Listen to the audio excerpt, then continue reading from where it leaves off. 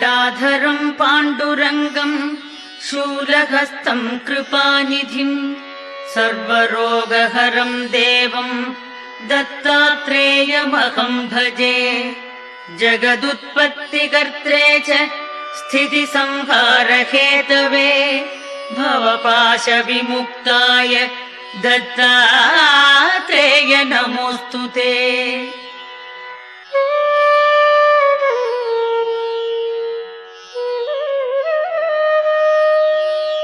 जराजन्म विनाशाय देहशुद्धिकराय च दिगम्बर दयामूर्ते दत्तात्रेय नमोऽस्तु ते।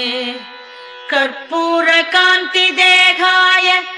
ब्रह्ममूर्तिधराय च वेदशास्त्रपरिज्ञाय दत्ता